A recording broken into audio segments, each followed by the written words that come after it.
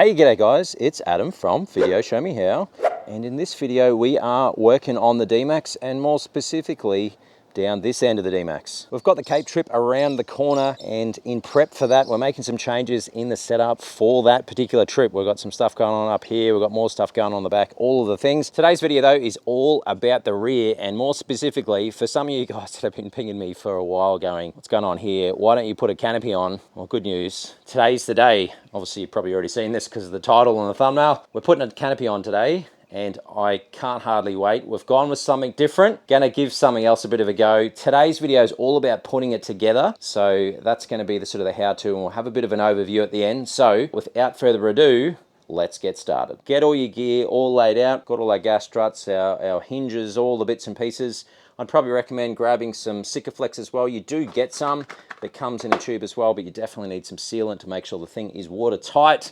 You've got all your seals and everything else, and then just get a bit of a surface. You could do it on the old ground there, but got a couple of tables I'm going to use to then put the thing together, because that's our sort of our next step, is to we want to build it, then we want to flip it, and then we want to put it on the back of the D-Max. So our next step here is to start assembly on the roof first. We want to get our rails. That's what these are. They are the same on both sides. You want to put the roof down the way that it would be when it's on the top of the canopy itself, when everything's built. You want to then, essentially what we're doing is aligning these guys up to our holes here like that, and then that's going to get pushed through. You can see our little screw, our bolt holes there, they're going to go straight through. Before we do though, we want to seal that. Now, I plan on this thing to be as sealed as anything, sealed so it can go to space, basically. That's my plan. So I'm going to be using Sikaflex 227 for everything here, and then we want to attach our rail like that, and then flip the whole lot over. So here we go, we've got it flipped, we've got our rails. Just make sure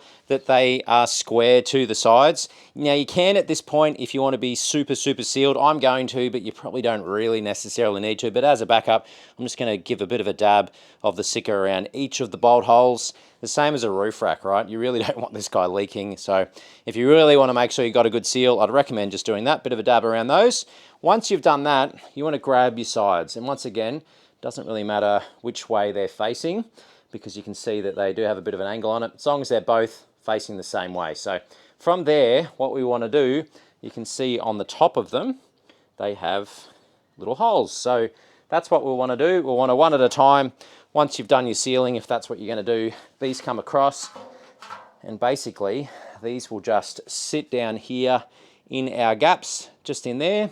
They'll clamp on down, and then from there, once you put those in, I'll just sit that down there for a little minute. From there, once that's in, we grab our actual rails. There's these two metal straps. We can bring those guys over. What they'll do is sit over the top of the whole thing, and then our nuts and bolts go on top of that. So the idea is that this clamps down on the whole thing and sandwiches it together really tightly, but then also make sure we've got a nice tight seal. And once you've got all of those lined up, the next step is to tighten them down. Now you can use a ratchet, or if you've got a bit of a drill, you can go to town with an impact. We don't want to be crazy tightening like a madman though, just regular tight, not maniac tight. And there we go. So this should now stand by itself because it is connected fully to our canopy roof. We just need to rinse and repeat on the other side of our roof with the wonders of the internet. That can be done in 3, 2, or 1. And here we go. We've got both sides on now. We've done a bit of a cleanup. Now our next step is to start putting on our front and rear. As far as what goes where, with the end that is upright, that will have our front section. So that's the part that will face the front of the vehicle. This is our rear with the angle. So you can see there's our angle. That's for our rear door. And on the front where it's more upright, that is our front. So we're going to do that one first. Our front is sitting over here ready for us. So we're ready to roll with that. That guy needs to come back on over to the front section here of our canopy. Same as before, you want to seal all along our edges. For as far as bolting it together, you want to use all of these load spreaders, and that's kind of how it's going to look, just like that. So you can see we want to put our little bolt through there. We put our little load spreader over the top.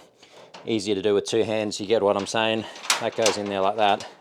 Our load spreader in over the top like that, and then one of our serrated nuts to clamp it all together. So that's how that works. So let's get cracking on putting on the front. And there we go, we are all buttoned up. Once you've got them sort of all sitting in place all the way around, you just need to sort of have a bit of a finesse. Having some little Allen keys is handy. You can kind of get in there and leverage the holes to where you need them if need be. From here, you'll start to see everything starting to really square up. Once you've got everything in and you sort of just loosely have everything in place, it's time to torque that all down. Once again, not maniac tight, just regular tight. And there we go, we're all on at the rear. From here, I'm just going to make sure you clean up and have everything all nice and tidy there on your seal before any of your sealant goes off. From here, we just need to rinse and repeat at the rear.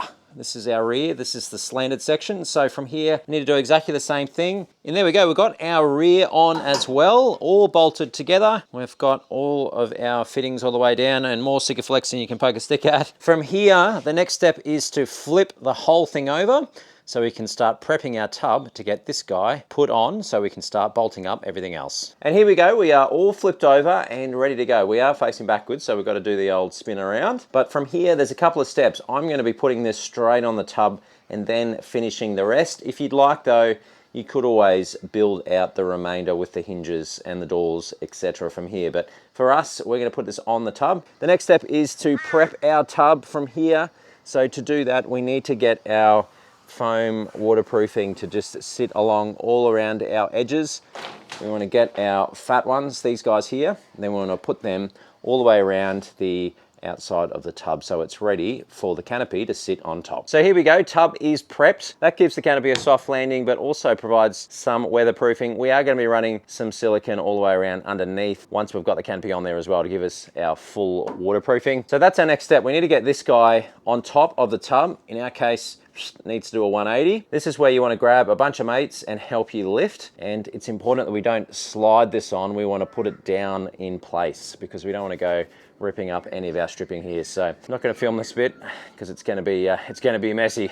So grab your mates, canopy on top. Oh yeah, so we are on. Check it out. I reckon that's looking pretty good. So we're making great progress. Now's a good time to do a bit of a tidy up for any extra black Sika or silicone that you may have missed. So from here, the next step we want to do is to align everything up. So get the old ruler out and make sure that our gaps are the same on both sides. It will tuck in a bit towards the cab. The next part is to grab our brackets and start clamping this guy to the tub. Now these are the bits that you're going to need to do that. We have a couple of different sets of brackets. These little guys are sort of some extras there. They're going to be used for in underneath here. You can see that there are some factory holes in the D-Max. They literally can clamp up in there, one bolt through the top and another one through our factory hole there. And then for some clamps, we've got another 3 spots or 3 clamps on either side. So 6 in total of these big beefy brackets, which is awesome. How these guys work, this one sits underneath like that and exposes our nut that's sort of built into the bracket there. This guy sits in over the top. So that then clamps through that. And you can see we've got our built-in hole there as well. So it's going to go a little bit like that. We then get our big guy that goes through the whole lot and then through our nut that's in there. Use your big washers on the top here as well and bolt that all into place. So we're going to get cracking on that now. The 4 of these in the little corners and then our 3 and 3 on each of the sides to clamp it all into place. From here, the next step is to grab our seals. These are pretty straightforward, right? They just push in just like that, all the way along, and then you just want to walk it all the way around, and you will need to trim it to size. Don't trim it to start with, get it all the way around first, and you want your cut to be at the bottom. From there, the next step is we want to start building out our windows and doors. Start with the locks. How these guys work, I've just disassembled one. They have a sort of a clamping bracket that sits over the top with a little screw. So how that works, you unscrew it and you're left with this. You want the leg part to face outwards from the door. So that'll just sort of drop in there like that. It's already got a nice little seal on it. It'll sit in there like that. And then on the other side, you want to put your little clamp back into place and screw it into position. So they're pretty straightforward to do. And then the only other thing we want to do is we should have a bunch of the skinnier foam seal left over. You want to use this on the inside, on the outer edges of the doors. So if you flip one of these guys over that desperately need a clean, you can see we have a bit of an edge all the way along there. Bust out a couple of these guys, pull the sticky strips off, and then they're going to sit in there just like that. So, and then when we've got those on, the final thing that we want to do before we go and add them is grab some of our hinges. Now these have some nylocked little nuts on there already, which is excellent to see. So you want to grab the right amount of those. Everything is all nice and pre-drilled like we can see here. They just then would sit through, or I can show you on this one, undo, screw those into place. They'll sit in there just like that. Now I do recommend use some of your black sealant around these nuts before you pop them in. Bit of a glob of sealant on each of the holes, and then pop all of those hinges into place. Once we've got all the doors prepped, we'll move on over to installing them onto the canopy. Oh yeah, we're starting to look the business now. So we've got all of our sides on, we've got our rear door on there as well, and the other side. So we are on the home stretch here now. From here, when we go to open the door, we kind of got to make sure it stays up. So that's our next step, is to attach in our gas struts. You can see on each of the doors you have a little tab. Oh, we've got a bit of an echo in here now. Must be sealed, all that silicone.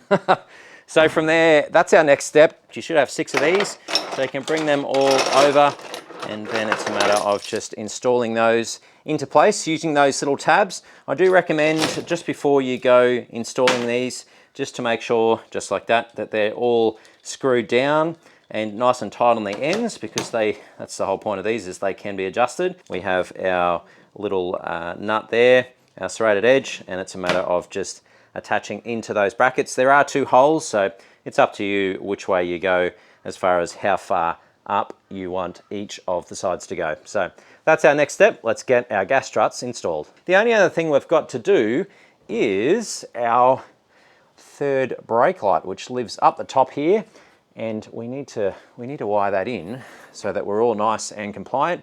So if we head back over to our very, very small pile, we've got some extra screws and things, but this is our third brake light. If you just sort of pull the black covering piece off first, put our little seal over the top there. It's an adhesive just like before. Bust out your little holes here, and then that sits over the top, and then use the last 2 little screws, these little guys, and our tiny little nylock nuts, and we can then screw this guy into place. And there we go, we are complete. We've got our rear light in, and that marks the end of the build. You can see everything is all put on. I reckon this thing looks great. So we're going to test this thing in sort of the most extreme sort of test you can do, really, which is doing about 7,000 Ks on all of the corrugations, all of them, on the way to Cape York and back. So you're going to get to see exactly how that goes. And then the second I get back, maybe not the second, maybe the next day after I get back, after I have a bit of a rest, when I get back from the Cape trip, this thing is going to get another full review, and you're going to be able to see exactly how it's gone. Massive thank you, as always, to the patrons of Video Show Me How. You guys are a bunch of legends. If you want to get involved with the monthly giveaways that we have for patrons, head on over to Patreon/Video Show Me How and check out all the details. But other than that, guys, as always, I hope that you have an amazing day, and I will see you in the next video. Cheers, guys.